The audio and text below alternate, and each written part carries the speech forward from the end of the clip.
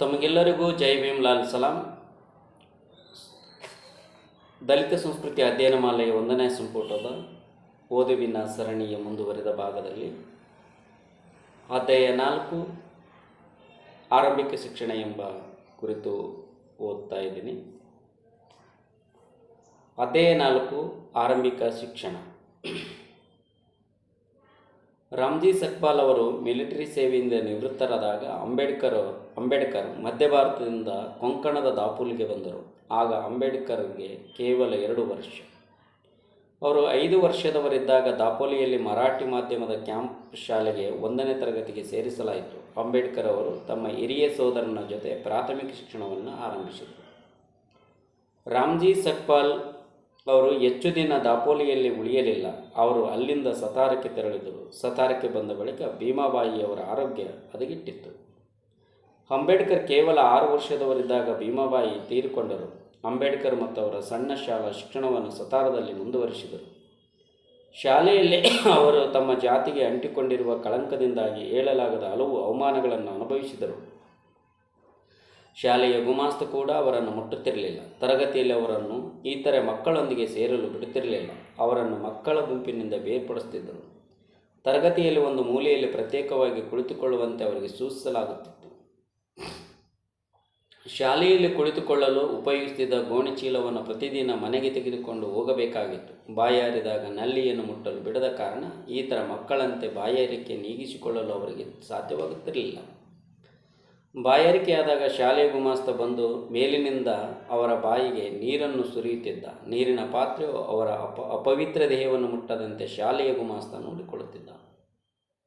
ಒಮ್ಮೆ ಅತಿಯಾದ ಬಾಯಾರಿಕೆಯಾಗಿ ಅವರು ಸಾರ್ವಜನಿಕ ನಲ್ಲಿಯಿಂದ ಕಳ್ಳತನದಿಂದ ನೀರು ಕುಡಿತಿರುವಾಗ ಅದನ್ನು ನೋಡಿ ಅವರನ್ನು ಥಳಿಸಲಾಯಿತು. ಏಕೆಂದರೆ ಸಾರ್ವಜನಿಕವಾಗಿ ನೀರು ಅಥವಾ ಅದರ ಪಾತ್ರೆಯನ್ನು ಮುಟ್ಟಲು ಅಸ್ಪೃಶ್ಯರಿಗೆ ಅವಕಾಶವಿರಲಿಲ್ಲ. ಅಂಬೇಡ್ಕರ್ ಸತಾರದಲ್ಲಿ ಪ್ರಾಥಮಿಕ ಶಿಕ್ಷಣವನ್ನು ಪೂರೈಸಿದರು. ನವೆಂಬರ್ 7, 1900 ಸತಾರದ ಇಂಗ್ಲಿಷ್ ಮಾಧ್ಯಮದ ಸರ್ಕಾರಿ ಮಾಧ್ಯಮಿಕ ಶಾಲೆಗೆ ಅವರನ್ನು ದಾಖಲು ಮಾಡಲಾಯಿತು. ಆ ವರ್ಷ ದಾಖಲಾದ ಮಕ್ಕಳ ಪೈಕಿ ಅಂಬೇಡ್ಕರ್ ಅವರು ಏಕೈಕ ಅಸ್ಪೃಶ್ಯ ವಿದ್ಯಾರ್ಥಿಯಾಗಿದ್ದರು. ಅವರ ಮೇಲಿನ ತಾರತಮ್ಯ ಮುಂದುವರಿಯಿತು. ಶಾಲೆಯಲ್ಲಿ ಅಂಬೇಡ್ಕರ್ಗೆ ಮಕ್ಕಳಾಗಲಿ ಶಿಕ್ಷಕರಾಗಲಿ ಮಾನವೀಯತೆಯಿಂದ ನೋಡುತ್ತಿರಲಿಲ್ಲ. ಅಂಬೇಡ್ಕರ್ ಅವರು ಇತರ ಮಕ್ಕಳೊಂದಿಗೆ ಆಟವಾಡಲು ಸಾಧ್ಯವಾಗುತ್ತಿರಲಿಲ್ಲ. ಶಿಕ್ಷಕರು ಅವರ ನೋಟ್ ಪುಸ್ತಕಗಳನ್ನು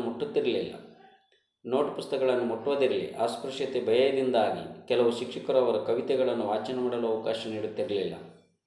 ಅವರಿಗೆ ಯಾವುದಾದರೂ ಸಂದೇಹ ಬಂದರೆ ಪ್ರಶ್ನೆಗಳನ್ನು ಕೇಳಲು ಸಹ ಅವಕಾಶ ನೀಡುತ್ತಿರಲಿಲ್ಲ. ಏರ್ ಕಟಿಂಗ್ ಮಾಡಿಸಲು ಹೋದ ಅಂಬೇಡ್ಕರ್ ಅವರನ್ನು ಅಂಗಡಿಯವನು ಹೊರದಬ್ಬಿದ್ದರಿಂದ ಅವರಿಗೆ ತುಂಬ ಅವಮಾನವಾಯಿತು. ಅಂಬೇಡ್ಕರ್ ಅವರ ಸೋದರಿಯರು ಅವರ ತಲೆಗೂದಲನ್ನು ಕತ್ತರಿಸುತ್ತಿದ್ದರು. ಇದರಿಂದ ಅಂಬೇಡ್ಕರ್ ಒಂದು ರೀತಿಯ ಮಾನಸಿಕ ಯಾತನೆ ಅನುಭವಿಸುತ್ತಿದ್ದರು. ಅವರು ದುಃಖಪಡುವುದನ್ನು ನೋಡಿ ಮೀರಾ ಅತ್ತಿಗೆ ಸಹಿಸಲಾಗಲಿಲ್ಲ. ನಾನು ಶಾಲೆಗೆ ಹೋಗುವುದಿಲ್ಲ ಎಂದು ಅಂಬೇಡ್ಕರ್ ಹಠ ಮಾಡಿದರು. ಇದರಿಂದ ಬೇಸತ್ತ ಮೀರಾ ಅತ್ತೆ ಅವನನ್ನು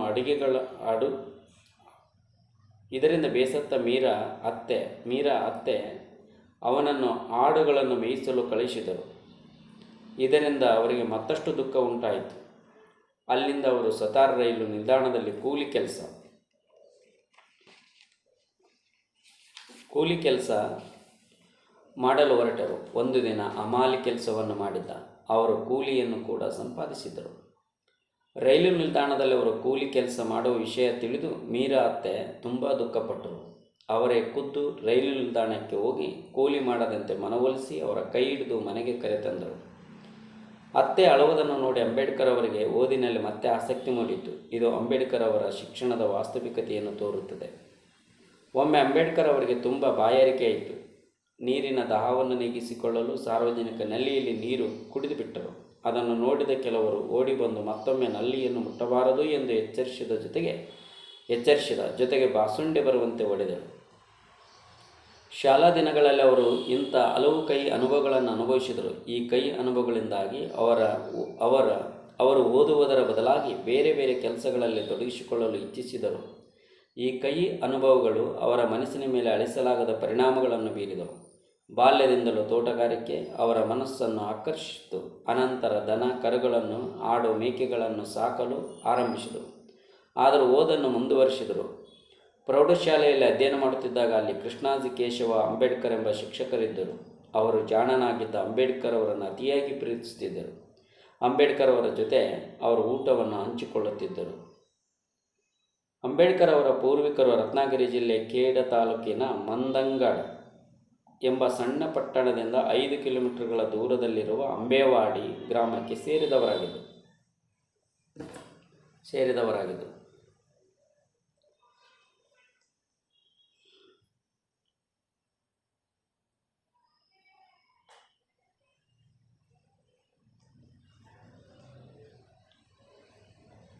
ಆದ್ದರಿಂದ ಶಾಲಾ ದಾಖಲಾತಿಯಲ್ಲಿ ಅವರ ಹೆಸರನ್ನು ಭೀಮರಾವ್ ರಾಮ್ಜಿ ಅಂಬೇವಾಡ್ಕರ್ ಎಂದು ನೋಂದಾಯಿಸಲಾಗಿತ್ತು. ಅಂಬೇಡ್ಕರ್ ಅವರ ಪ್ರಾಮಾಣಿಕತೆ ಮತ್ತು ಬುದ್ಧಿವಂತಿಕೆಯನ್ನು ಮೆಚ್ಚಿಕೊಂಡಿದ್ದ ಶಿಕ್ಷಕ ಕೃಷ್ಣಾಜಿ ಕೇಶವ ಅಂಬೇಡ್ಕರ್ ಅವರು ಶಾಲೆಯ ದಾಖಲೆಗಳಲ್ಲಿ ಅಂಬೇಡ್ಕರ್ ಅವರ ಜೊತೆಗಿದ್ದ ಅಂಬಾವಾಡೇಕರ್ ಎಂಬ ಉಪನಾಮವನ್ನು ಅಂಬೇಡ್ಕರ್ ಎಂದು ಬದಲಾಯಿಸಿದರು. ಅಂಬೇಡ್ಕರ್ ಕೂಡ ತಮ್ಮ ಶಿಕ್ಷಕರ ಮೇಲಿನ ಪ್ರೀತಿ ಮತ್ತು ಗೌರವದ ಕಾರಣದಿಂದಾಗಿ ತಮ್ಮ ಹೆಸರನ್ನು ಅಂಬೇಡ್ಕರ್ ಎಂದು ಕರೆದುಕೊಳ್ಳಲು ಆರಂಭಿಸಿದರು.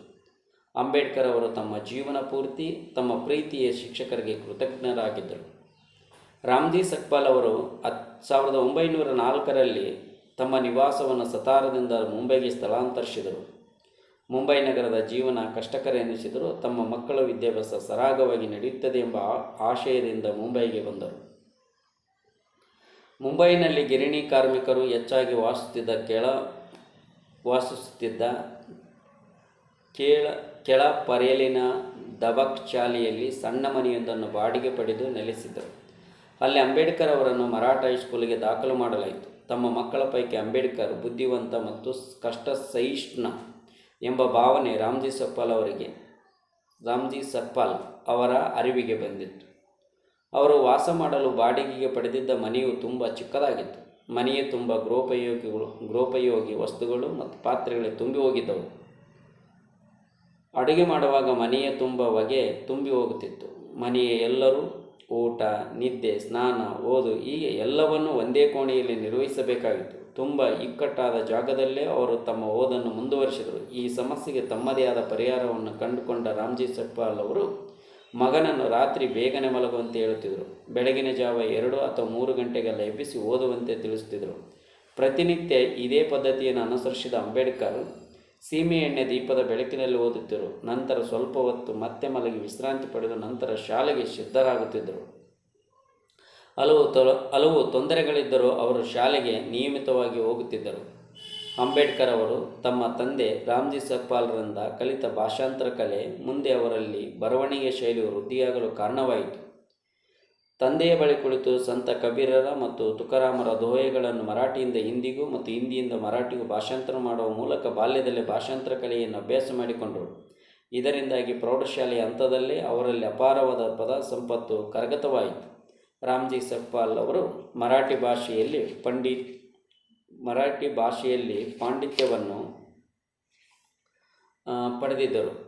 ಪದಗಳನ್ನು ಹೇಗೆ ಬಳಕೆ ಮಾಡಬೇಕೆಂಬುದನ್ನು ಅವರು ಮಕ್ಕಳಿಗೆ ಚೆನ್ನಾಗಿ ಹೇಳಿಕೊಡುತ್ತಿದ್ದರು. ಅಂಬೇಡ್ಕರ್ ತಮ್ಮ ಅಧ್ಯಯನದಲ್ಲಿ ಸಾಕಷ್ಟು ಪ್ರಗತಿ ಸಾಧಿಸಿದರು. ಇತರ ವಿಷಯಗಳಿಗೆ ಹೋಲಿಸಿದರೆ ಇಂಗ್ಲಿಷ್ನಲ್ಲಿ ಉತ್ತಮ ಸಾಧನೆ ಮಾಡುತ್ತಿದ್ದರು. ಅವರ ಸಂವೇದನಾಶೀಲತೆ ಚುರುಕು ಪಡೆಯಿತು. ಕೆಲವು ದಿನಗಳ ನಂತರ ಅಂಬೇಡ್ಕರ್ ಅವರನ್ನು ಎಲ್ಫಿನ್ಸ್ಟನ್ ಹೈಸ್ಕೂಲ್ಗೆ ಸೇರಿಸಿದರು.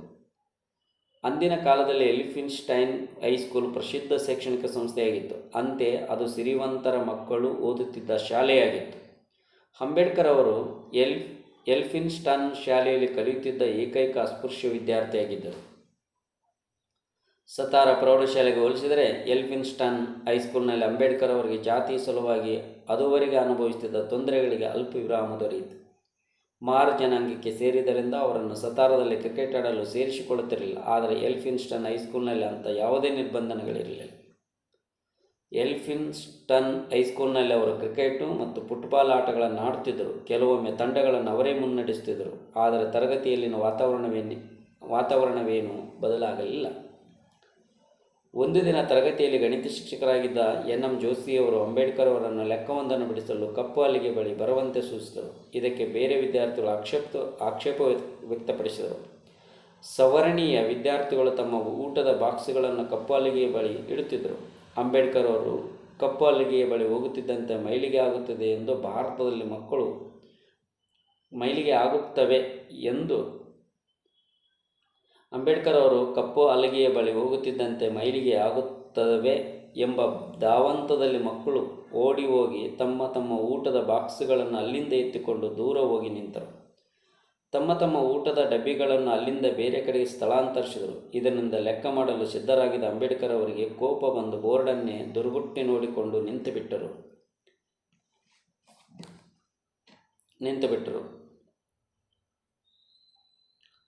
ತರಗತಿಯಲ್ಲಿ ಗೊಂದಲ ನಿರ್ಮಾಣವಾಯಿತು. ಬೋರ್ಡ್ ಬಳಿ ಬಂದು ಲೆಕ್ಕ ಮಾಡಿ ತೋರಿಸಿ ಎಂದು ಕರೆದ ಶಿಕ್ಷಕ ಅಂಬೇಡ್ಕರ್ ಅವರಿಗೆ ಅವಮಾನವಾಗುವಂತೆ ಮಾತನಾಡಿದರು. ಇದರಿಂದ ಮತ್ತಷ್ಟು ರೋಷ ಉಂಟಾಗಿ ಕ್ಷಣ ಹೊತ್ತು ಮೌನವಾಗಿದ್ದ ಅಂಬೇಡ್ಕರ್, ನಿನ್ನ ಕೆಲಸವನ್ನು ಮರ್ಯಾದೆಯಿಂದ ಮಾಡುವ ಅರ್ಹತೆ ನಿನಗಿಲ್ಲ. ನೀವು ಮೊದಲು ಅದನ್ನು ಕಲಿಯಿರಿ ಎಂದು ಕೋಪದಿಂದ ಶಿಕ್ಷಕರಿಗೆ ಪ್ರತ್ಯುತ್ತರ ನೀಡಿದರು.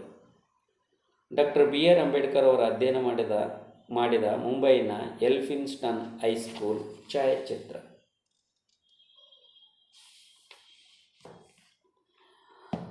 ಅಂಬೇಡ್ಕರ್ ತಮ್ಮ ಜೀವನದ ಆರಂಭದ ದಿನಗಳಿಂದಲೂ ಅಸ್ಪೃಶ್ಯತೆಯ ಕಳಂಕವನ್ನು ಹೊರಬೇಕಾಯಿತು. ಅಂದಿನ ಕಾಲಘಟ್ಟದಲ್ಲಿ ಅಸ್ಪೃಶ್ಯರು ಬೀದಿಯಲ್ಲಿ ನಡೆದುಕೊಂಡು ಹೋಗುವಾಗ ಕುತ್ತಿಗೆಗೆ ಮಣ್ಣಿನ ಮಡಿಕೆಯನ್ನು ಮತ್ತು ಸೊಂಟಕ್ಕೆ ಒಂದು ಬರಲು ಕಟ್ಟಿಕೊಳ್ಳಬೇಕಾಗಿತ್ತು. ಇದರಿಂದ ಅವರ ಉಗುಳು ಮತ್ತು ಹೆಜ್ಜೆಗಳು ರಸ್ತೆಗಳನ್ನು ಅಪವಿತ್ರಗೊಳಿಸುವುದಿಲ್ಲ ಎಂದು ನಂಬಲಾಗಿತ್ತು. ರಸ್ತೆಯಲ್ಲಿ ಉಗುಳುವ ಸ್ವಾತಂತ್ರ್ಯ ಕೂಡ ಅಸ್ಪೃಶ್ಯರಿಗಿರಲಿಲ್ಲ. ಅಕಸ್ಮಾತ್ ಈ ಜಾತಿಯ ಜನರು ತಮ್ಮ ಮೇಲೆ ಹೇರಲಾದ ನಿರ್ಬಂಧಗಳನ್ನು ಅರಿವಿಲ್ಲದೆಯೇ ಉಲ್ಲಂಘಿಸಿದರೆ ಅವರಿಗೆ ವಿಧಿಸಲಾಗುತ್ತಿದ್ದ ದಂಡನೆಗಳು ತುಂಬ ಕ್ರೂರ ಮತ್ತು ಕಠಿಣವಾಗಿದ್ದವು. ಅಂಬೇಡ್ಕರ್ ಅವರು ಒಮ್ಮೆ ಶಾಲೆಗೆ ಮಳೆಯಲ್ಲಿ ನೆನೆದುಕೊಂಡು ಬಂದಿರ್ತಾರೆ. ಇದನ್ನು ಕಂಡ ಪಾಂಡೆ ಎಂಬ ಶಿಕ್ಷಕರು ಅದೇ ಶಾಲೆಯಲ್ಲಿ ಓದುತ್ತಿದ್ದ ತನ್ನ ಮಗನನ್ನು ಕರೆದು ಅಂಬೇಡ್ಕರ್ನನ್ನು ಮನೆಗೆ ಕರೆದುಕೊಂಡು ಹೋಗಿ ಸ್ನಾನಕ್ಕೆ ಬಿಸಿನೀರು ಕೊಟ್ಟು ಹಾಕಿಕೊಳ್ಳಲು ಬೇರೆ ಬಟ್ಟೆಗಳನ್ನು ನೀಡುವಂತೆ ತಿಳಿಸುತ್ತಾರೆ. ಅವರ ಮಗ ಇದೆಲ್ಲವನ್ನು ಮಾಡುತ್ತಾನೆ. ಇದರಿಂದ ಅಂಬೇಡ್ಕರ್ನಿಗೆ ತುಂಬ ಸಂತೋಷವಾಗುತ್ತದೆ. ಅಂಬೇಡ್ಕರ್ನ ಸಂತೋಷ ಹೆಚ್ಚು ಹೊತ್ತು ಉಳಿಯಲಿಲ್ಲ. ಅಂಬೇಡ್ಕರ್ ಅಸ್ಪೃಶ್ಯ ಜನಾಂಗಕ್ಕೆ ಸೇರಿದವನೆಂದು ಆ ಶಿಕ್ಷಕರಿಗೆ ತಿಳಿದಿರಲಿಲ್ಲ. ಈ ವಿಷಯ ಹೇಗೋ ಅವರಿಗೆ ತಿಳಿಯುತ್ತದೆ. ಇದರಿಂದ ಕೋಪದೃಕ್ತರಾದ ಅವರು ಅಂಬೇಡ್ಕರನ್ನು ಅರೆಬೆತ್ತಲೆಗೊಳಿಸಿ ಶಾಲೆಯ ಎಲ್ಲ ಮಕ್ಕಳ ಎದುರನ್ನು ನಿಲ್ಲಿಸಿಬಿಡುತ್ತಾರೆ. ಇದರಿಂದ ಅವಮಾನಕ್ಕೆ ಒಳಗಾದ ಅಂಬೇಡ್ಕರ್ ಇಂಥ ಹೀನ ವ್ಯವಸ್ಥೆಯ ವಿರುದ್ಧ ತಿರುಗಿಬಿಡುತ್ತಾರೆ. ರಾಮ್ಜಿ ಸಕ್ಪಾಲ್ ಮಗನಲ್ಲಿ ವಿದ್ಯಾರ್ಥಿ ದೆಸೆಯಿಂದಲೇ ಪುಸ್ತಕ ಪ್ರೀತಿಯನ್ನು ಹುಟ್ಟುಹಾಕಿದರು.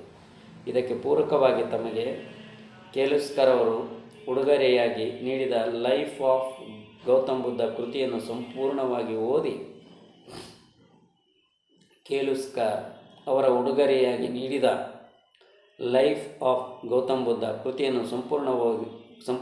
ಓದಿ ಮುಗಿಸಿದ ಮೇಲೆ ಅಂಬೇಡ್ಕರ್ ಅವರಿಗೆ ಪುಸ್ತಕವು ಮತ್ತು ಓದಿನ ಕುರಿತು ಅಪಾರವಾದ ಪ್ರೀತಿ ಉಂಟಾಯಿತು. ರಾಮ್ಜಿ ಸಕ್ಪಾಲ್ ಅವರು ಅಂಬೇಡ್ಕರ್ ಕೇಳುತ್ತಿದ್ದ ಪುಸ್ತಕಗಳನ್ನು ಕೊಡುವ ಮೂಲಕ ಅವರ ಪುಸ್ತಕ ಪ್ರೀತಿಗೆ ನೀರೆರೆದರು. ಅವರಿಗೆ ಬರುತ್ತಿದ್ದ 50 ರೂಪಾಯಿಗಳ ನಿವೃತ್ತಿ ವೇತನದಲ್ಲಿ ಸಂಸಾರ ನಡೆಸುವುದೇ ಕಷ್ಟವಾಗಿತ್ತು. ಆದರೆ ಅವರು ತಾವು ಹಿಂದೆ ಕೆಲಸ ಮಾಡುತ್ತಿದ್ದ ಮಿಲಿಟರಿ ಶಾಲೆಯ ವಿದ್ಯಾರ್ಥಿಗಳಿಗೆ ಪರೀಕ್ಷೆಗಳ ಸಮಯದಲ್ಲಿ ಪಾಠ ಹೇಳಿಕೊಡ್ತಿದ್ದರು.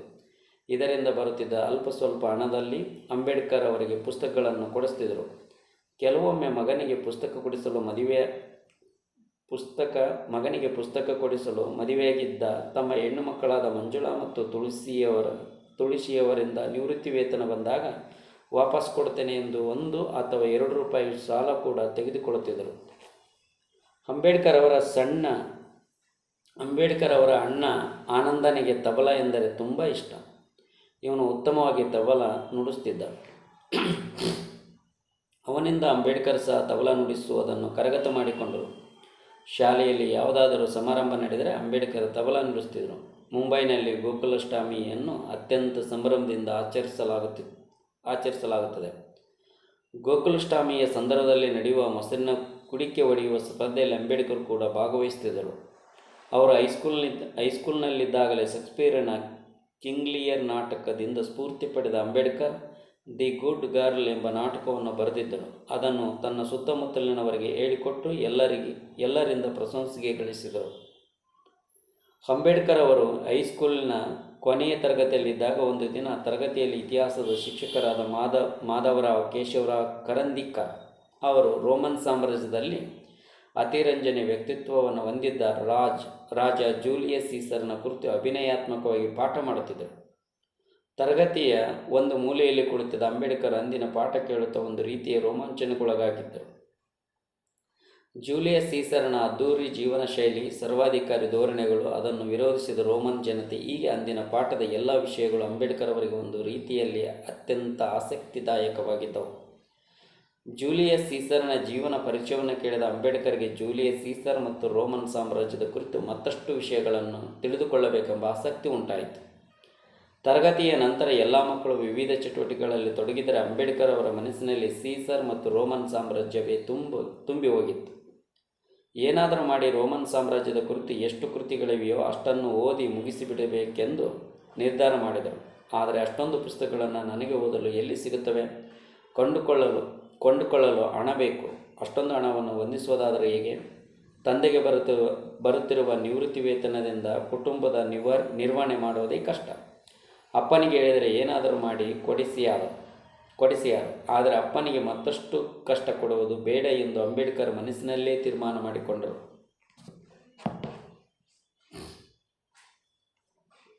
ಅಂಬೇಡ್ಕರ್ ಅವರಿಗೆ ಜೂಲಿಯಸ್ ಸೀಸರ್ ಕುರಿತು ಇಷ್ಟೊಂದು ಆಸಕ್ತಿ ಉಂಟಾಗಲಿದ್ದ ಮತ್ತೊಂದು ಕಾರಣವೆಂದರೆ ಅವರು ವಾಸಿಸುತ್ತಿದ್ದ ಮುಂಬೈ ಬಟ್ಟಿ ಗಿರಣಿ ಕಾರ್ಮಿಕರ ಕಾಲೋನಿಯಿಂದ ಬಟ್ಟಿ ಗಿರಣಿಗೆ ಹೋಗುವ ಮುಖ್ಯ ರಸ್ತೆಯ 2ನೇ ವೃತ್ತದ ಒಂದು ಮೂಲೆಯಲ್ಲಿ ಆಂಗ್ಲೋ ಇಂಡಿಯನ್ ಒಬ್ಬರು ವಿಕ್ಟೋರಿಯಾ ಬುಕ್ ಪ್ಯಾರಡೈಸ್ ಎಂಬ ಪುಸ್ತಕ ಅಂಗಡಿಯನ್ನು ಇಟ್ಟುಕೊಂಡಿದ್ದರು. ಆ ಪುಸ್ತಕದ ಅಂಗಡಿಯ ಹೊರಗಡೆ ಜೂಲಿಯಸ್ ಸೀಸರ್ ಎಂಬ ಹೆಸರಿನ ಪುಸ್ತಕವೊಂದನ್ನು ರಸ್ತೆಯಲ್ಲಿ ಓಡಾಡುವ ಎಲ್ಲರಿಗೂ ಕಾಣುವಂತೆ ನೇತು ಹಾಕಲಾಗಿತ್ತು. ಅದನ್ನು ಕೊಂಡುಕೊಳ್ಳಬೇಕೆಂದು ಆಸೆ ಅಂಬೇಡ್ಕರ್ ಅವರಿಗೆ ಮೂಡಿತ್ತು. ಹೇಗಾದರೂ ಮಾಡಿ ಆ ಪುಸ್ತಕವನ್ನು ಖರೀದಿಸಬೇಕೆಂದು ಅವರು ಮನಸ್ಸು ಮಾಡಿದರು. ಆದರೆ ಆ ಪುಸ್ತಕ ರೋಮನ್ ಸಾಮ್ರಾಜ್ಯದ ಜೂಲಿಯಸ್ ಸೀಸರ್ನ ಕುರಿತಾದದೋ ಶೇಕ್ಸ್ಪಿಯರ್ನ ಜೂಲಿಯಸ್ ಸೀಸರ್ ನಾಟಕ ಪುಸ್ತಕ ಎಂಬುದು ಅವರಿಗೆ ಗೊತ್ತಿರಲಿಲ್ಲ. ಆ ರಸ್ತೆಯಲ್ಲಿ ಓಡುವಾಗಲೆಲ್ಲ ಆ ಪುಸ್ತಕ ಅಂಬೇಡ್ಕರ್ ಅವರನ್ನು ಆಕರ್ಷಿಸುತ್ತಿತ್ತು. ಕುತೂಹಲ ತಡೆದುಕೊಳ್ಳಲಾಗದೆ ಒಂದು ದಿನ ನೇರವಾಗಿ ಅಂಗಡಿಗೆ ಹೋಗಿ ಈ ಪುಸ್ತಕದ ಬೆಲೆ ಎಷ್ಟು ಎಂದು ಕೇಳಿಬಿಟ್ರು. ಅದಕ್ಕೆ ಅಂಗಡಿಯವನು ಚಾರಾಣಿ ಎಂದು ಹೇಳಿದ. ಅದರ ಬೆಲೆ ಕೇಳಿ ಅಂಬೇಡ್ಕರ್ ಅವರಿಗೆ ನಿರಾಶೆಯಾಯಿತು. ಆದರೂ ಆ ಪುಸ್ತಕ ಖರೀದಿಸಬೇಕೆಂಬ ಛಲವನ್ನು ಮಾತ್ರ ಬಿಡಲಿಲ್ಲ. ಅಂಬೇಡ್ಕರ್ ಅವರ ತಂದೆ ರಾಮ್ಜಿ ಸಕ್ಪಾಲ್ ಹಾಗೂ ತಾಯಿ ಭೀಮಾಬಾಯಿಯವರ ಸಂಬಂಧಿಕರು ಅಂಬೇಡ್ಕರ್ ಅವರು ವಾಸವಿದ್ದ ಕಾರ್ಮಿಕರ ಕಾಲೋನಿಯಲ್ಲಿ ವಾಸಿಸುತ್ತಿದ್ದರು. ಅವರೆಲ್ಲರೂ ಬಟ್ಟಿ ಗಿರಣಿಯಲ್ಲಿ ಕೆಲಸ ಮಾಡುತ್ತಿದ್ದರು. ಅಂಬೇಡ್ಕರ್ ಅವರು ಹೈಸ್ಕೂಲ್ನಲ್ಲಿ ಅಧ್ಯಯನ ಮಾಡುತ್ತಿದ್ದಾಗ ಹೀಗೆ ಕೆಲಸ ಮಾಡುತ್ತಿದ್ದ ಕಾರ್ಮಿಕರಿಗೆ ಅವರವರ ಮನೆಗಳಿಂದ ಊಟದ ಕ್ಯಾರಿಯರ್ಗಳನ್ನು ತೆಗೆದುಕೊಂಡು ಹೋಗಿ ಕೊಡುವ ಕೆಲಸವನ್ನು ಮಾಡುತ್ತಿದ್ದರು. ಊಟದ ಕ್ಯಾರಿಯರ್ಗಳನ್ನು ತೆಗೆದುಕೊಂಡು ಹೋಗಿ ಅವರಿಗೆ ಕೊಟ್ಟು ಅವರುಗಳು ಊಟ ಮಾಡುವವರೆಗೂ ಅಲ್ಲೇ ಇದ್ದು ಅವರು ಊಟ ಮಾಡಿದ ಬಳಿಕ ಉಳಿಯುವ ಅನ್ನ, ರೊಟ್ಟಿ, ಪಲ್ಯಗಳನ್ನು ಅಲ್ಲಿಯೇ ಊಟ ಮಾಡಿಕೊಂಡು ಮತ್ತೆ ಊಟದ ಕ್ಯಾರಿಯರ್ಗಳನ್ನು ಅವರವರ ಮನೆಗಳಿಗೆ ವಾಪಸ್ ತೆಗೆದುಕೊಂಡು ಹೋಗಿ ಕೊಡುವುದು ಅಂಬೇಡ್ಕರ್ ಅವರ ಬಿಡುವಿನ ವೇಳೆಯ ಕೆಲಸವಾಗಿತ್ತು.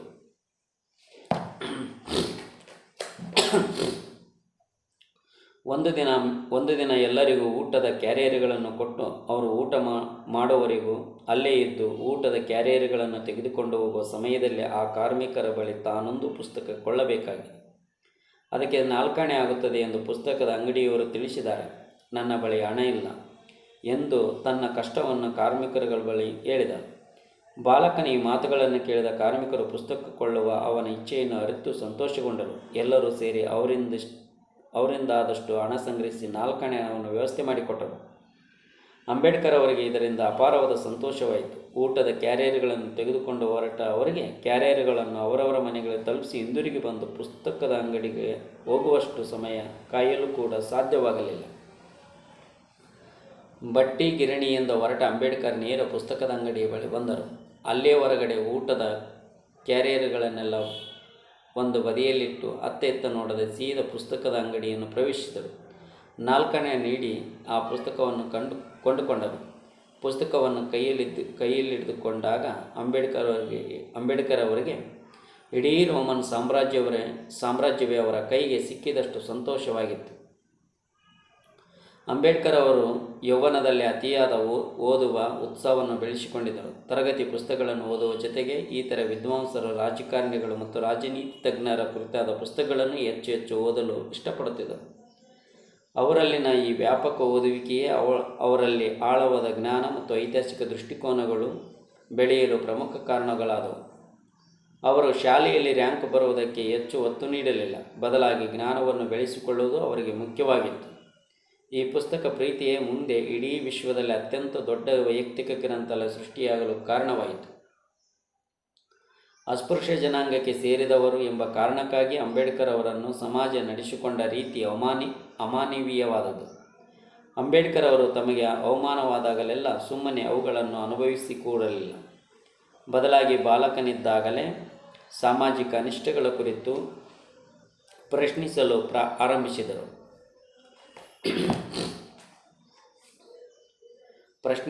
ಆರಂಭಿಸಿದರು. ಹಲವರ ವಿರುದ್ಧ ತಿರುಗಿ ಬಿದ್ದ ಅವರ ಧೋರಣೆ ಮುಂದೆ ಅವರು ಉನ್ನತ ಮಟ್ಟಕ್ಕೆ ಬೆಳೆಯಲು ಕಾರಣವಾಯಿತು ಎಂದರೆ ತಪ್ಪಾಗಲಾರದು.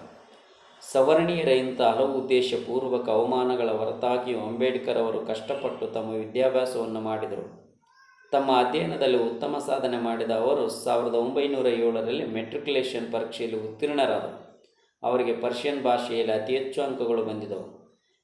ಆ ಶಾಲೆಯಲ್ಲಿ ಮೆಟ್ರಿಕ್ಯುಲೇಷನ್ ಪರೀಕ್ಷೆಯಲ್ಲಿ ಪಾಸಾದ ಏಕೈಕ ನಿಮ್ನ ವರ್ಗದ ವಿದ್ಯಾರ್ಥಿಯಾಗಿ ಡಾಕ್ಟರ್ ಅಂಬೇಡ್ಕರ್ ಹೊರಹೊಮ್ಮಿದರು. ಅಂಬೇಡ್ಕರ್ ಮೆಟ್ರಿಕ್ಯುಲೇಷನ್ ಉತ್ತೀರ್ಣರಾಗಿದ್ದು ಆ ಕಾಲದಲ್ಲಿ ನಿಜಕ್ಕೂ ಒಂದು ಗಮನಾರ್ಹವಾದ ವಿಷಯವಾಗಿತ್ತು. ಅವರ ಮನೆಯವರಿಗಂತೂ ಅತ್ಯಂತ ಸಂತೋಷದ ಘಟನೆಯಾಗಿತ್ತು.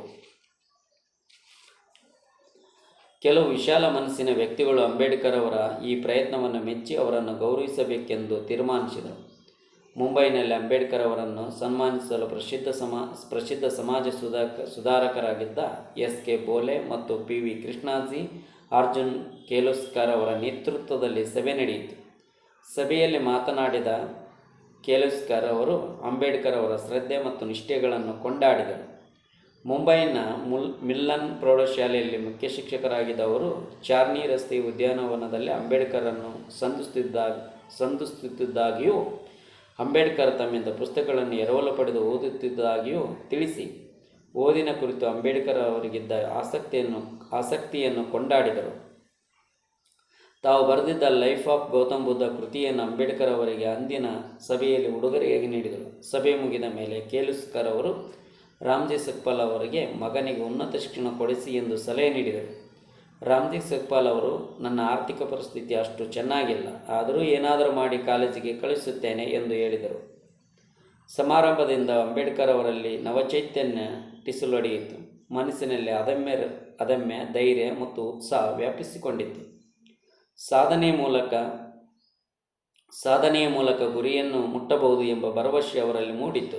ಸಭೆಯಲ್ಲಿ ಅಂಬೇಡ್ಕರ್ಗೆ ನೀಡಿದ ಗೌತಮ್ ಬುದ್ಧ ಪುಸ್ತಕವು ಅವರಿಗೆ ಓದಿನ ಕುರಿತು ಪ್ರೀತಿ ಮೂಡಲು ಕಾರಣವಾಯಿತು. ಲೈಫ್ ಆಫ್ ಗೌತಮ್ ಬುದ್ಧ ಕೃತಿಯನ್ನು ಉಡುಗೊರೆಯಾಗಿ ಸ್ವೀಕರಿಸಿದ 46 ವರ್ಷಗಳ ನಂತರ ಬಾಬಾ ಸಾಹೇಬರು ತಮ್ಮ ಶ್ರೇಷ್ಠ ಕೃತಿಗಳಲ್ಲಿ ಒಂದಾದ ಬುದ್ಧ ಮತ್ತು ಆತನ ಧಮ್ಮ ಕೃತಿಯನ್ನು ಬರೆದರು. ಈ ಕೃತಿ ರಚನೆಗೆ ಲೈಫ್ ಆಫ್ ಗೌತಮ್ ಬುದ್ಧ ಕೃತಿಯನ್ನು ಒಂದು ಮೂಲವನ್ನಾಗಿ ಬಳಸಿಕೊಂಡರು. ಅಂಬೇಡ್ಕರ್ ಅವರ ಮನಸ್ಸಿನ ಮೇಲೆ ಆ ಪುಸ್ತಕವು ಬೀರಿದ ಪರಿಣಾಮವನ್ನು ಇದು ತೋರಿಸುತ್ತದೆ. ಅಸ್ಪೃಶ್ಯ ಜನಾಂಗವಾರ ಮಹಾರ್ ಕುಟುಂಬದಲ್ಲಿ ಜನಿಸಿದ ಅಂಬೇಡ್ಕರ್ ಅವರು ಶಿಕ್ಷಣ ಪಡೆಯಲು ಆರಂಭದಿಂದಲೂ ಹಲವಾರು ಅಡೆತಡೆಗಳನ್ನು ಎದುರಿಸಬೇಕಾಯಿತು. ಅವರ ಆರಂಭಿಕ ಶಿಕ್ಷಣವಂತೂ ಬಹಳ ಕಠಿಣ ಪರಿಸ್ಥಿತಿಯಿಂದ ಕೂಡಿತ್ತು. ಆದರೆ ಅವರ ಕಠಿಣ ಪರಿಶ್ರಮದಿಂದಾಗಿ ಈ ಎಲ್ಲ ಅಡೆತಡೆಗಳನ್ನು ದಾಟಲು ಸಾಧ್ಯವಾಯಿತು ಮತ್ತು ಅಂತಿಮವಾಗಿ ಅವರು ಮೆಟ್ರಿಕ್ಯುಲೇಷನ್ ತೇರ್ಗಡೆಯಾದರು. ಅಂದಿನ ಕಾಲಘಟ್ಟದಲ್ಲಿ ಮುಂಬೈನಲ್ಲಿ ಮೆಟ್ರಿಕ್ಯುಲೇಷನ್ ಉತ್ತೀರ್ಣರಾದವರಲ್ಲಿ ಮಹಾರ್ ಸಮುದಾಯದವರಲ್ಲಿ ಅಂಬೇಡ್ಕರ್ ಅವರು ಎರಡನೆಯವರಾಗಿದ್ದರು. ಆದರೂ ಕೆಲವು ಸೇನೆಯಲ್ಲಿ ಮಹಾರ್ ಜಾತಿಗೆ ಸೇರಿದ ಜನರು ಸೇನಾ ಶಾಲೆಗಳಲ್ಲಿ ಮೆಟ್ರಿಕ್ಯುಲೇಷನ್ಗೆ ಸಮಾನವಾದ ಶಿಕ್ಷಣವನ್ನು ಪಡೆದಿದ್ದರು. ಅಂಬೇಡ್ಕರ್ ಅವರು ಮೆಟ್ರಿಕ್ಯುಲೇಷನ್ ಉತ್ತೀರ್ಣರಾದ ಕೂಡಲೇ ಹಲವು ವಿವಾಹ ಪ್ರಸ್ತಾಪಗಳು ಬರತೊಡಗಿದವು. ಅಂದಿನ ಕಾಲದಲ್ಲಿ ಬಾಲ್ಯ ವಿವಾಹಗಳು ಅವ್ಯಾಹತವಾಗಿ ನಡೆಯುತ್ತಿದ್ದವು. ಅದು ಒಂದು ರೀತಿಯಲ್ಲಿ ವಾಡಿಕೆಯೇ ಆಗಿಬಿಟ್ಟಿತ್ತು. ರಾಮ್ಜಿ ಸಕ್ಪಾಲ್ ಕೂಡ ಮಗನಿಗೆ ಮದುವೆ ಮಾಡಿ ಅವನು ನೆಲೆಯೂರಬೇಕೆಂದು ಬಯಸಿದರು. ಮದುವೆ ಮಾಡಿದರೂ ಮಗನಿಗೆ ಉತ್ತಮ ವಿದ್ಯಾಭ್ಯಾಸವನ್ನು ಒದಗಿಸಬೇಕೆಂಬುದು ಅವರ ಬಯಕೆಯಾಗಿತ್ತು. ಅಂಬೇಡ್ಕರ್ ಅವರು ವಿದ್ಯಾವಂತನೆಂದು ಬುದ್ಧಿವಂತನೆಂದು ಎಲ್ಲ ಕಡೆ ಪ್ರಚಾರವಾದ್ದರಿಂದ ಹೆಣ್ಣು ಹೆತ್ತವರು ಅಂಬೇಡ್ಕರ್ ಅವರ ತಂದೆಗೆ ದುಂಬಾಲು ಬೀಳತೊಡಗಿದರು. ಹೆಣ್ಣು ಹೆತ್ತವರಿಗೆ ಕಾರಣ ಹೇಳಿ ಕಳುಹಿಸುವುದೇ ಕಷ್ಟವಾಯಿತು. ಹಲವು ಮದುವೆ ಪ್ರಸ್ತಾಪಗಳು ವಿಫಲವಾದ ನಂತರ 9 ವರ್ಷದ ರಾಮ್ಕಿ ತನ್ನ ಮಗನಿಗೆ ಸೂಕ್ತ ಎಂದು ಅವರು ನಿರ್ಧರಿಸಿದರು. ಆಗ ಅಂಬೇಡ್ಕರ್ ಅವರಿಗೆ 17 ವರ್ಷಗಳಾಗಿದ್ದವು. ಮದುವೆಯ ನಂತರ ರಾಮ್ಜಿ ಸಕ್ಪಾಲ್ ಮತ್ತು ರಾಮ್ಕಿಯವರ ಹೆಸರನ್ನು ರಮಾಬಾಯಿ ಎಂದು ಮರುನಾಮಕರಣ ಮಾಡಿದರು. ರಮಾಬಾಯಿಯವರು ಬಡ ಕುಟುಂಬದಿಂದ ಬಂದಿದ್ದರು. ಅವರು ಶಾಂತ ಹಾಗೂ ನಿಷ್ಠಾವಂತರಾಗಿದ್ದರು. ರಮಾಬಾಯಿಯವರ ತಾಯಿ ಅವರು ಚಿಕ್ಕವರಿದ್ದಾಗಲೇ ತೀರಿಕೊಂಡಿದ್ದರು. ಅವರ ತಂದೆ ಬೀಕು ವಾಲಂಗಕರ್ ದಾಪೋಲಿಯಲ್ಲಿ ಪೋರ್ಟರ್ ಆಗಿ ಕೆಲಸ ನಿರ್ವಹಿಸುತ್ತಿದ್ದರು. ಅಂಬೇಡ್ಕರ್ ಅವರು ಅಷ್ಟು ಚಿಕ್ಕ ವಯಸ್ಸಿನಲ್ಲೇ ತಮ್ಮ ಮದುವೆಗೆ ಸಾಕಷ್ಟು ತಯಾರಿ ಮಾಡಿಕೊಂಡಿದ್ದರು. ಆದರೆ ಅವರ ಕುಟುಂಬದ ಆರ್ಥಿಕ ಪರಿಸ್ಥಿತಿಯಿಂದಾಗಿ ಅವರು ಅಂದುಕೊಂಡಂತೆ ದೊಡ್ಡ ಪ್ರಮಾಣದಲ್ಲಿ ಆಯೋಜಿಸಲು ಸಾಧ್ಯವಾಗಲಿಲ್ಲ. ಅಂಬೇಡ್ಕರ್ ಅವರ ಮದುವೆಗೆ ಸೂಕ್ತ ಸ್ಥಳ ದೊರೆಯದ ಕಾರಣ ಮುಂಬೈನ ಬೈಕುಲ್ಲಾ ಮಾರುಕಟ್ಟೆಯ ತೆರೆದ ಶೆಡ್ನಲ್ಲಿ ಆಯೋಜಿಸಲಾಯಿತು. ಆ ದಿನದ ಮಾರುಕಟ್ಟೆ ವ್ಯವಹಾರಗಳು ಮುಗಿದ ನಂತರ ರಾತ್ರಿ ಮದುಮಗ ಮತ್ತು ವಧುವಿನ ಸಂಬಂಧಿಕರಿಗೆ ತೆರೆದ ಶೆಡ್ಡಿನ ವಿಶಾಲವಾದ ಜಾಗದಲ್ಲಿ ವ್ಯವಸ್ಥೆ ಮಾಡಲಾಯಿತು. ಅವರು ವಾಸ್ತವ ಹೂಡಿದ ಜಾಗದ ಕೆಳಗೆ ಸಣ್ಣ ಗಟಾರಗಳಲ್ಲಿ ಕೊಳಚೆ ನೀರು ಹರಿಯುತ್ತಿತ್ತು. ಮಾರುಕಟ್ಟೆಯಲ್ಲಿದ್ದ ಸಣ್ಣ ಸಣ್ಣ ಕಲ್ಲಿನ ದಿಬ್ಬಗಳು ಮದುವೆಗೆ ಬಂದವರಿಗೆ ಬೆಂಚುಗಳಾಗಿ ಪರಿವರ್ತಿತವಾಗಿದ್ದವು. ಅಂಥ ವಾತಾವರಣದಲ್ಲಿಯೂ ಮದುವೆಗೆ ಬಂದಿದ್ದವರೆಲ್ಲರೂ ಮದುವೆಯ ಆಚರಣೆಗಳಲ್ಲಿ ಸಂಭ್ರಮದಿಂದ ಭಾಗವಹಿಸಿ ಮದುಮಗ ಮತ್ತು ಮದುಮಗಳನ್ನು ಅಭಿನಂದಿಸಿದರು. ಅಂಬೇಡ್ಕರ್ ಮತ್ತು ರಮಾಬಾಯಿ ಇಬ್ಬರು ದಂಪತಿಗಳ ಛಾಯಾಚಿತ್ರ. ಮದುವೆ ಯಾವ ರೀತಿಯಲ್ಲಿಯೂ ಅಂಬೇಡ್ಕರ್ ಅವರ ಮುಂದಿನ ವ್ಯಾಸಂಗಕ್ಕೆ ಅಡ್ಡಿಯಾಗಲಿಲ್ಲ. ಅಂಬೇಡ್ಕರ್ ಅವರು ತಮ್ಮ ಶಿಕ್ಷಣವನ್ನು ಮುಂದುವರಿಸಿದಾಗ ರಮಾಬಾಯಿ ಯಾವಾಗಲೂ ಅವರೊಂದಿಗೆ ತೆರೆಮರೆಯಲ್ಲಿ ಬೆನ್ನೆಲುಬಾಗಿ ನಿಂತು ಪ್ರೋತ್ಸಾಹಿಸಿದರು. ಕಷ್ಟಪಟ್ಟು ದುಡಿದ ಅಂಬೇಡ್ಕರ್ ಅವರು ತಮ್ಮ ಗುರಿಯನ್ನು ಸಾಧಿಸುವಂತೆ ನೋಡಿಕೊಂಡರು. ಅಂದಿನ ಸಂಪ್ರದಾಯದಂತೆ ಬಾಲ್ಯ ವಿವಾಹದ ನಂತರ ಮುಟ್ಟಾಗಿ ಮೈನೆರೆಯುವವರೆಗೂ ಬಾಲ್ಯ ವಿವಾಹವಾದ ವಧು ತವರಿನಲ್ಲಿಯೇ ಇರಬೇಕಾಗಿತ್ತು.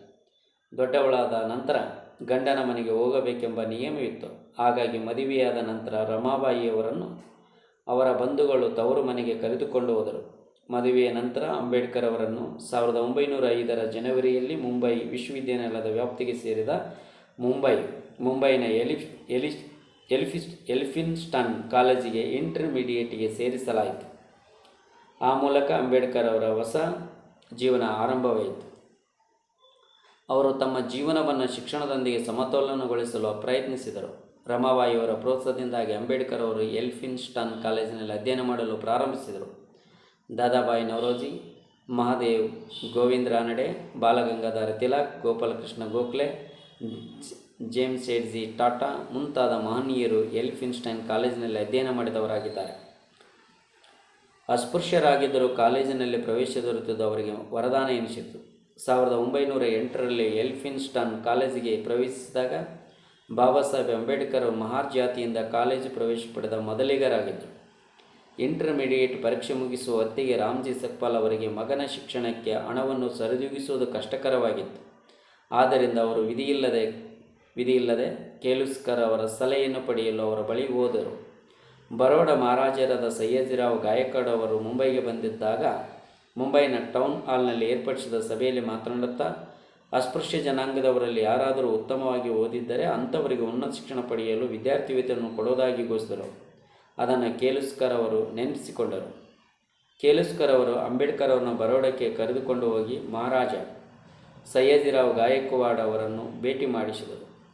ಅಂಬೇಡ್ಕರ್ ಅವರು ಪ್ರತಿಭಾವಂತ ವಿದ್ಯಾರ್ಥಿಯಾಗಿದ್ದು ಅವರು ಓದು ಮುಂದುವರಿಸಲು ಆರ್ಥಿಕವಾಗಿ ಸಹಾಯ ಮಾಡಬೇಕೆಂದು ಕೇಳಿಕೊಂಡರು. ಮಹಾರಾಜರು ಅಂಬೇಡ್ಕರ್ ಅವರ ಮಾಸಿಕ 25 ರೂಪಾಯಿಗಳ ವಿದ್ಯಾರ್ಥಿ ವೇತನವನ್ನು ಮಂಜೂರು ಮಾಡಿದರು. ಬರೋಡ ಮಹಾರಾಜರು ಈ ರೀತಿ ಅಸ್ಪೃಶ್ಯ ವಿದ್ಯಾರ್ಥಿಗಳಿಗೆ ವಿದ್ಯಾರ್ಥಿ ವೇತನ ನೀಡುವ ಮೂಲಕ ಉತ್ತಮ ಜ್ಞಾನದ ಮೆದುಳುಗಳಿಗೆ ಪ್ರೋತ್ಸಾಹ ನೀಡುವ ಜೊತೆಗೆ ಜಾತಿ ಪದ್ಧತಿಯನ್ನು ತೊಡೆದು ಹಾಕುವ ಕಾರ್ಯದಲ್ಲಿ ತೊಡಗಿದರು. ಸಯ್ಯಾಜಿರಾವ್ ಗಾಯಕ್ವಾಡ್ ಅವರು ಸಾಮಾಜಿಕ ಮತ್ತು ಆರ್ಥಿಕ ಸುಧಾರಣೆಗಳನ್ನು ಜಾರಿಗೆ ತರಲು ಪ್ರಯತ್ನಿಸಿದರು. ಆ ಅವಧಿಯಲ್ಲಿ ಹೆಣ್ಣು ಮಕ್ಕಳ ಶಿಕ್ಷಣ ಮತ್ತು ಸಾಮಾಜಿಕ ಸಮಾನತೆಯಂಥ ಯೋಜನೆಗಳನ್ನು ಜಾರಿಗೆ ತಂದಿದರು. ಅವರನ್ನು ನವ ಬರೋಡದ ವಾಸ್ತುಶಿಲ್ಪಿ ಎಂದೇ ಅವರನ್ನು ಬಣ್ಣಿಸಲಾಗುತ್ತದೆ. ವಿದ್ಯಾರ್ಥಿ ವೇತನ ದೊರೆತಿದ್ದು ಅಂಬೇಡ್ಕರ್ ಅವರಿಗೆ ಯಾವುದೇ ಅಡೆತಡೆ ಇಲ್ಲದೆ ತಮ್ಮ ಶಿಕ್ಷಣವನ್ನು ಮುಂದುವರಿಸಲು ಸಹಾಯಕವಾಯಿತು. ಅಂಬೇಡ್ಕರ್ ಅವರಿಗೆ ಸಂಸ್ಕೃತವನ್ನು ಒಂದು ಭಾಷೆಯನ್ನಾಗಿ ಆಯ್ದುಕೊಂಡು ಅಧ್ಯಯನ ಮಾಡಬೇಕೆಂಬ ಇಚ್ಛೆ ಇತ್ತು. ಶತಮಾನಗಳಿಂದಲೂ ದಲಿತ ಸಮುದಾಯಗಳ ಶಿಕ್ಷಣವನ್ನು ಐತಿಹಾಸಿಕವಾಗಿ ನಿರಾಕರಿಸಲಾಗಿತ್ತು. ಇಂಥ ಸನ್ನಿವೇಶದಲ್ಲಿ ಸಂಸ್ಕೃತ ಭಾಷೆ ಕಲಿಯಲು ಸಂಸ್ಕೃತ ಭಾಷೆ ಕಲಿಯಲು ಅವಕಾಶ ಕೊಡುತ್ತಾರೆಯೇ? ಅಂಬೇಡ್ಕರ್ ಮತ್ತು ಅವರ ಸೋದರನಿಗೆ ಸಂಸ್ಕೃತವನ್ನು ಎರಡನೇ ಭಾಷೆಯನ್ನಾಗಿ ತೆಗೆದುಕೊಂಡು ಅಧ್ಯಯನ ಮಾಡಲು ಶಾಲೆಯಲ್ಲಿ ಅವಕಾಶ ನೀಡಲಿಲ್ಲ. ಕಾಲೇಜಿನ ಸಂಸ್ಕೃತ ಪಂಡಿತರು ಮತ್ತು ಬ್ರಾಹ್ಮಣ ಅಧ್ಯಾಪಕರುಗಳು ತೀವ್ರವಾಗಿ ಆಕ್ಷೇಪಿಸಿದರು. ಅಂದಿಗೆ ಕೆಳಜಾತಿಗಳಿಗೆ ಸೇರಿದವರು ಮತ್ತು ಮಹಿಳೆಯರು ಸಂಸ್ಕೃತವನ್ನು ಓದುವ ಹಕ್ಕು ಇರಲಿಲ್ಲ, ಏಕೆಂದರೆ ಸಂಸ್ಕೃತವನ್ನು ದೇವತೆಗಳ ಭಾಷೆ, ದೇವಭಾಷೆ ಎಂದು ಪರಿಗಣಿಸಲಾಗಿತ್ತು. ಇದರಿಂದ ಅವರಿಗೆ ಬೇಸರವಾಯಿತು. ಬರೋಡದ ಮಹಾರಾಜರಾದ ಸಯ್ಯದ್ರಿ ಗಾಯಕ್ವಾಡ್ ಅವರ ಛಾಯಾಚಿತ್ರ. ಇದರಿಂದಾಗಿ ಪ್ರೊಫೆಸರ್ ಮುಲ್ಲರ್ ಕೂಡ ಬೇಸರಗೊಂಡ ಅಂಬೇಡ್ಕರ್ ಅವರಿಗೆ BA ಪದವಿಗೆ ಸಂಸ್ಕೃತದ ಬದಲು ಇಂಗ್ಲೀಷನ್ನು ಮೊದಲ ಭಾಷೆಯಾಗಿ, ಪರ್ಷಿಯನ್ ಭಾಷೆಯನ್ನು ಎರಡನೇ ಭಾಷೆಯನ್ನಾಗಿ ಹಾಗೂ ಅರ್ಥಶಾಸ್ತ್ರ ಮತ್ತು ರಾಜ್ಯಶಾಸ್ತ್ರಗಳನ್ನು ಕೊಡಿಸಿದರು. ಅನೇಕ ವರ್ಷಗಳ ತರುವಾಯ ಅಂಬೇಡ್ಕರ್ ಅವರು ಭಾಗಶಃ ಕೆಲವು ಸಂಸ್ಕೃತಿ ವಿದ್ವಾಂಸರ ಸಹಾಯದಿಂದ ಸಂಸ್ಕೃತವನ್ನು ಅಧ್ಯಯನ ಮಾಡಿದರು.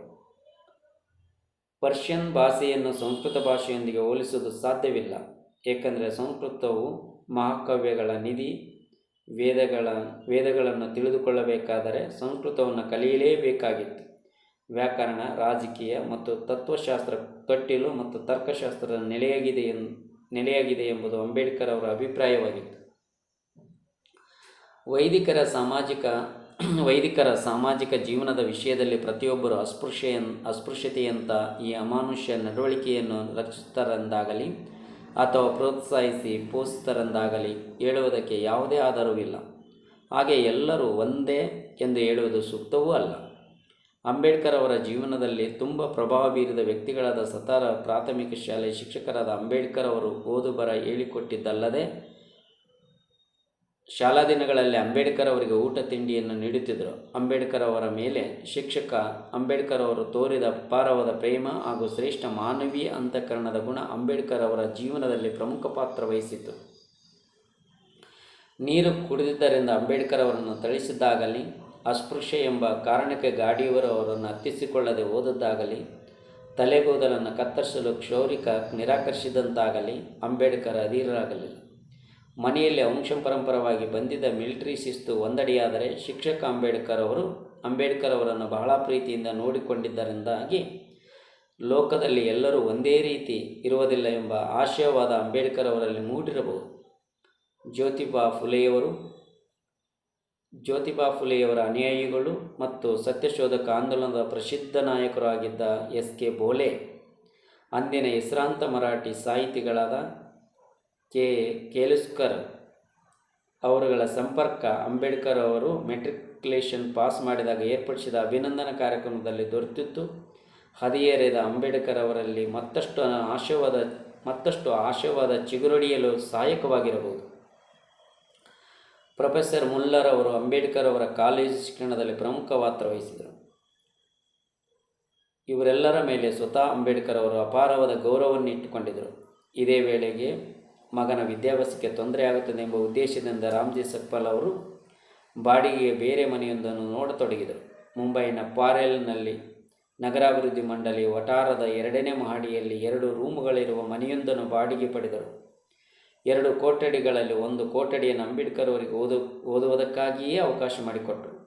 ಅಂಬೇಡ್ಕರ್ ಓದುವುದನ್ನು ಅವರ ತಂದೆ ರಾಮ್ಜಿ ಸಕ್ಪಾಲ್ ವೀಕ್ಷಿಸುತ್ತಲೇ ಇದ್ದರು. ಅಂಬೇಡ್ಕರ್ ಅವರು ಓದದೆ, ಒಳ್ಳೆಯ ಶಿಕ್ಷಣವನ್ನು ಪಡೆಯದೆ ಬೇರೆ ಅವಕಾಶಗಳು ಸಿಗಲಾರವು ಎಂದು ಎಲ್ಫಿನ್ಸ್ಟನ್ ಕಾಲೇಜಿನಲ್ಲಿ ಅಧ್ಯಯನ ಮಾಡುತ್ತಿದ್ದಾಗ ಅರಿತುಕೊಂಡರು. ಅವರು ಪರೀಕ್ಷೆಗಳಲ್ಲಿ ಉತ್ತಮ ಸಾಧನೆ ಮಾಡಲು ಶ್ರಮಿಸಿದರು. ಆದರೆ ಅನಾರೋಗ್ಯದ ಕಾರಣದಿಂದಾಗಿ ಮೊದಲನೇ ವರ್ಷದಲ್ಲಿ ಯಶಸ್ಸು ಸಾಧಿಸಲು ಸಾಧ್ಯವಾಗಲಿಲ್ಲ. ನಂತರದ ವರ್ಷಗಳಲ್ಲಿ ಮೊದಲಿಗಿಂತ 2 ಪಟ್ಟು ಹೆಚ್ಚು ಶ್ರಮವಹಿಸಿ ಪರೀಕ್ಷೆಗಳಲ್ಲಿ ಉತ್ತೀರ್ಣರಾಗಲು ಶ್ರಮಿಸಿದರು. ಅಂಬೇಡ್ಕರ್ ಮೊದಲನೇ ವರ್ಷದ BA ವ್ಯಾಸಂಗ ಮಾಡುತ್ತಿದ್ದಾಗ ಒಂದು ದಿನ ತಮ್ಮ ತಂದೆ ಮತ್ತು ಅಕ್ಕ ಇಬ್ಬರು ಮಾರುಕಟ್ಟೆಗೆ ಹೊರಟರು. ನಾನು ಕೂಡ ಬರುತ್ತೇನೆ ಎಂದು ಅಂಬೇಡ್ಕರ್ ಹಠ ಹಿಡಿದು ಅವರೊಡನೆ ಹೋದರು. ತಂದೆ ಮತ್ತು ಅಕ್ಕ ಯಾವ ಉದ್ದೇಶಕ್ಕಾಗಿ ಮಾರುಕಟ್ಟೆಗೆ ಹೋಗುತ್ತಿದ್ದಾರೆ ಎಂಬುದು ಅಂಬೇಡ್ಕರ್ ಅವರಿಗೆ ತಿಳಿದಿರಲಿಲ್ಲ. ತಂದೆ ಮತ್ತು ಅಕ್ಕ ಮಾರುಕಟ್ಟೆಯಲ್ಲಿ ಸೀದಾ ಗಿರಿವಿ ಅಂಗಡಿಗೆ ಹೋದರು. ಕಳೆದ ತಿಂಗಳು ಅಂಬೇಡ್ಕರ್ ಅವರಿಗೆ ಕೆಲವು ಇಂಗ್ಲಿಷ್ ಸಾಹಿತ್ಯದ ಪುಸ್ತಕಗಳನ್ನು ಅವರ ತಂದೆ ತಂದುಕೊಟ್ಟಿದ್ದರು. ಈ ಪುಸ್ತಕ ಖರೀದಿಗಾಗಿ ಹಣದ ತೊಂದರೆಯಾಯಿತು. ಅದಕ್ಕಾಗಿ ಮಗಳು ತುಳಸಿಯ ಕಿವಿಯೋಲೆಗಳನ್ನು ಗಿರಿವಿ ಅಂಗಡಿಯಲ್ಲಿ ಅಡವಿಟ್ಟಿದ್ದರು. ಈ ಓಲೆಗಳನ್ನು ಬಿಡಿಸಿಕೊಡುವುದಕ್ಕಾಗಿ ಅವರು ಹೋಗಿದ್ದರು. ತನ್ನ ಅಕ್ಕನ ಕಿವಿಯೋಲೆಗಳನ್ನು ಅಡವಿಟ್ಟು ತಮಗೆ ಪುಸ್ತಕಗಳನ್ನು ತಂದುಕೊಟ್ಟಿದ್ದ ಕುರಿತು ಅಂಬೇಡ್ಕರ್ ಅವರಿಗೆ ಅರಿವಾಗಿ ತಮ್ಮ ತಂದೆಯ ಕುರಿತು ಅಭಿಮಾನ ಉಂಟಾಯಿತು. ಎಲ್ಫಿನ್ಸ್ಟನ್ ಕಾಲೇಜಿನಲ್ಲಿ ಪ್ರೊಫೆಸರ್ ಮುಲ್ಲರ್ ಅವರು ಅಂಬೇಡ್ಕರ್ ಅವರಿಗೆ ಉತ್ತಮ ಮಾರ್ಗದರ್ಶನ ನೀಡಿದರು. ಅಂಬೇಡ್ಕರ್ ಅವರಿಗೆ ಕಾಲೇಜಿನಲ್ಲಿ ಶುಲ್ಕ ವಿನಾಯಿತಿ ಕೊಡಿಸಿದರು. ಮಾರ್ಗದರ್ಶನದ ಜೊತೆಗೆ ಪುಸ್ತಕ ಮತ್ತು ಬಟ್ಟೆಗಳನ್ನು ಕೂಡ ಅವರು ನೀಡುತ್ತಿದ್ದರು. ಕಾಲೇಜಿನ ಕ್ಯಾಂಟೀನ್ನಲ್ಲಿ ಸೇವಕನಾಗಿದ್ದ ಮೇಲ್ಜಾತಿಯ ವ್ಯಕ್ತಿ ಅಂಬೇಡ್ಕರ್ ಅವರಿಗೆ ಟೀ ಅಥವಾ ಕುಡಿಯಲು ನೀರು ಕೊಡುತ್ತಿರಲಿಲ್ಲ. ಆದರೆ ಪ್ರೊಫೆಸರ್ ಮುಲ್ಲರ್ ಅಂಬೇಡ್ಕರ್ ಅವರಿಗೆ ಸಕಲವನ್ನು ನೀಡುವ ಮೂಲಕ ಸಹಕಾರ ನೀಡಿದರು. ಕಾಲೇಜಿನ ಬೋಧಕ ವರ್ಗದವರು ಅಂಬೇಡ್ಕರ್ ಅವರನ್ನು ಪ್ರೀತಿಯಿಂದ ನೋಡಿಕೊಳ್ಳುತ್ತಿದ್ದರು. ಆದರೆ ಅಂಬೇಡ್ಕರ್ ಅವರಿಗೆ ಕಾಲೇಜಿನಲ್ಲಿ ಯಾರೂ ಗೆಳೆಯರಿರಲಿಲ್ಲ. ಪರ್ಷಿಯನ್ ಭಾಷೆಯ ಶಿಕ್ಷಕರಾದ ಪ್ರೊಫೆಸರ್ ಇರಾನಿಯವರಿಗೆ ಅಂಬೇಡ್ಕರ್ ಎಂದರೆ ಅಚ್ಚುಮೆಚ್ಚು. 1913ರಲ್ಲಿ ಜನವರಿಯಲ್ಲಿ ಅಂಬೇಡ್ಕರ್ ಅವರು ಮುಂಬೈ ವಿಶ್ವವಿದ್ಯಾಲಯದಿಂದ ಅರ್ಥಶಾಸ್ತ್ರ ಮತ್ತು ರಾಜ್ಯಶಾಸ್ತ್ರಗಳ ಐಚ್ಛಿಕ ವಿಷಯಗಳೊಂದಿಗೆ BA ಪದವಿಯನ್ನು ಪಡೆದರು. ಅದೇ ವರ್ಷ ಅವರ ಹಿರಿಯ ಮಗ ಯಶವಂತ್ ಜನಿಸಿದರು. ಅಂಬೇಡ್ಕರ್ ಅವರು ಪದವಿ ಪಡೆದದ್ದು ತಂದೆ ರಾಮ್ಜಿ ಸಕ್ಪಾಲರಿಗೆ ಅಗಾಧವಾದ ಸಂತೋಷವನ್ನುಂಟು ಮಾಡಿತ್ತು. ಈ 4ನೇ ಅಧ್ಯಯನದ ಕೊನೆಯ ಟಿಪ್ಪಣಿಗಳು. 1. Dhananjay Keer, doctor Ambedkar life and mission, popular Prakashan private limited, Mumbai 2016. 2. De Javaregowda ಮಾನವತಾವಾದಿ, doctor Ambedkar, Sapna book house, Bengaluru 2020. Doctor HS Anupama, ವಿಮೋಚನೆ ಹೆಜ್ಜೆಗಳು, ಲಡಾಯಿ ಪ್ರಕಾಶನ, ಗದಗ 2021. ಡಾಕ್ಟರ್ ದೆ ಜವರೇಗೌಡ ಮಾನವತಾವಾದಿ, doctor Ambedkar, Sapna book house, Bengaluru 2024. ಕೊನೆಯ ಟಿಪ್ಪಣಿಯೇ 4ನೇದು. ಕೊನೆಯ ಟಿಪ್ಪಣಿಯೇ 5ನೇದು. ಜಿಲ್ಲಾಟ್ Ambedkar's world Navayana publication private limited, new Delhi 2016. ಕೊನೆ ಟಿಪ್ಪಣಿ 6. elphinstone.ac in Dismony PHP referred on 17/4/2024. ಕೊನೆ ಟಿಪ್ಪಣಿ 7. STT Ignomkosh AC in Bitname blog PDF reference 16/4/2024. ಕೊನೆ ಟಿಪ್ಪಣಿ 8. ಡಾಕ್ಟರ್ ಮನಜವರಯ್ಯ, ಅಂಬೇಡ್ಕರ್ ಮತ್ತು ಸಾಮಾಜಿಕ ನ್ಯಾಯ, ಸಿದ್ಧಾರ್ಥ ಗ್ರಂಥಮಾಲೆ, ಮೈಸೂರು 1991.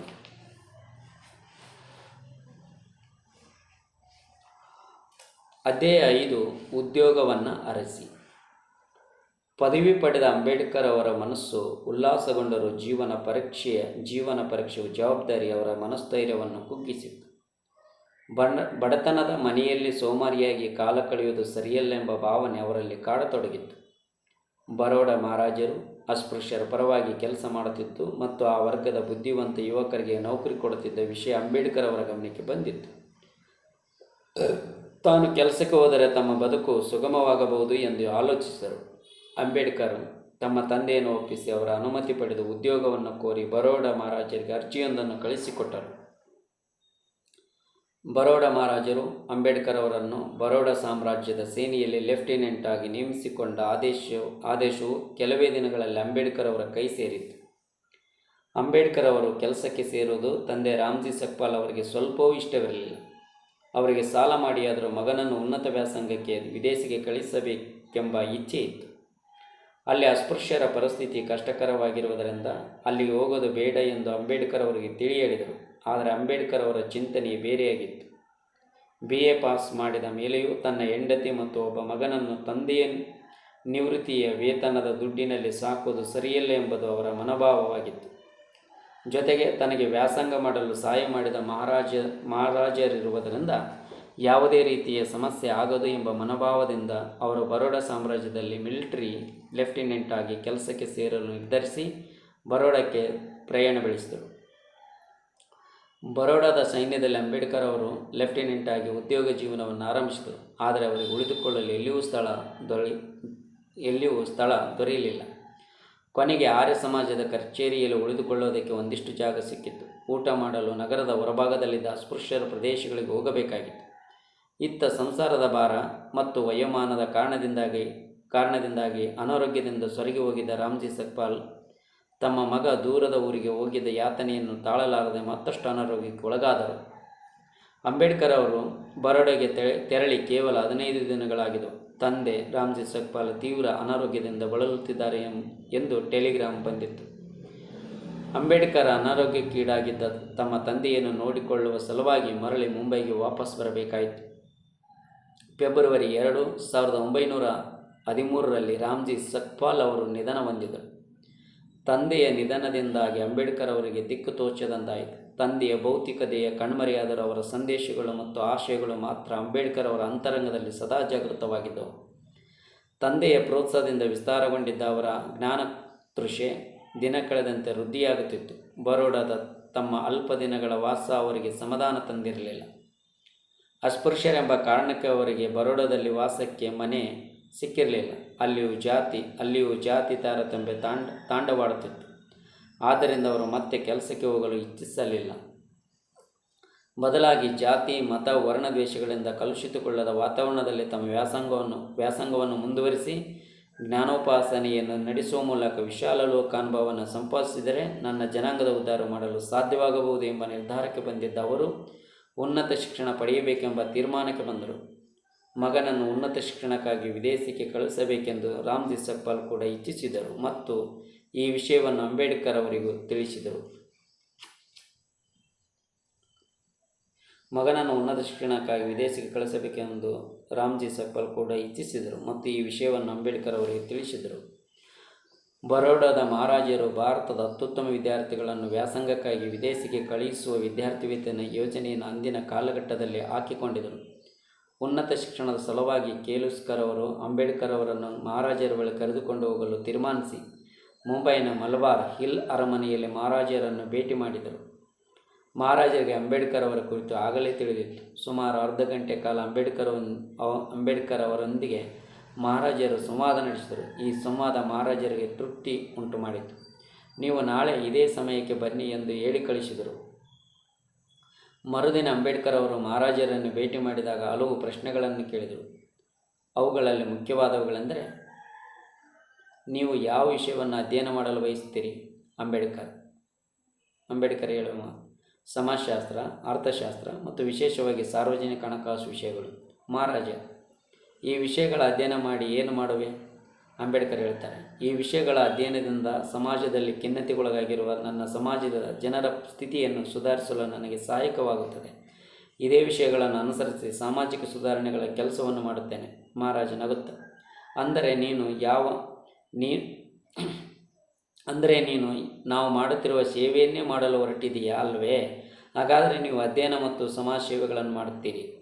ಅಂಬೇಡ್ಕರ್ ಹೇಳ್ತಾರೆ, ಮಹಾರಾಜರು ನನಗೆ ಸರಿಯಾದ ಅವಕಾಶವನ್ನು ನೀಡಿದರೆ ನಾನು ಎಲ್ಲ ಕೆಲಸಗಳನ್ನು ಮಾಡುತ್ತೇನೆ. ಮಹಾರಾಜರು ಕೇಳ್ತಾರೆ, ನಾನು ಕೂಡ ಅದೇ ಮಾರ್ಗದಲ್ಲಿ ಆಲೋಚಿಸುತ್ತಿದ್ದೇನೆ. ನಿನ್ನನ್ನು ಉನ್ನತ ವ್ಯಾಸಂಗಕ್ಕಾಗಿ ಅಮೆರಿಕಕ್ಕೆ ಕಳುಹಿಸಲು ಯೋಚಿಸಿದ್ದೇನೆ. ನೀನು ಹೋಗುತ್ತೀಯಾ? ಅಂಬೇಡ್ಕರ್ ಹೇಳ್ತಾರೆ, ಹೌದು, ಹೋಗುತ್ತೇನೆ. ಮಹಾರಾಜರು ಕೇಳ್ತಾರೆ, ನೀವಿನ್ನು ಹೋಗಬಹುದು. ವಿದ್ಯಾರ್ಥಿ ವೇತನದ ಉಸ್ತುವಾರಿಯನ್ನು ನೋಡಿಕೊಳ್ಳುವ ನಮ್ಮ ಶೈಕ್ಷಣಿಕ ಅಧಿಕಾರಿಗಳಿಗೆ ವಿದೇಶಿ ಉದ್ದೇಶಿತ ಅಧ್ಯಯನದ ಅರ್ಜಿಯನ್ನು ಕಳಿಸಿಕೊಡಿ, ಅನಂತರ ನನಗೆ ತಿಳಿಸಿ ಎಂದು ಹೇಳಿ ಕಳಿಸಿದರು. ಮಹಾರಾಜರು ಹೇಳಿದ ಪ್ರಕಾರ ಅಂಬೇಡ್ಕರ್ ಅವರ ಅರ್ಜಿ ಸಲ್ಲಿಸಿ ಮಹಾರಾಜರಿಗೆ ವಿಷಯವನ್ನು ಮುಟ್ಟಿಸಿದರು.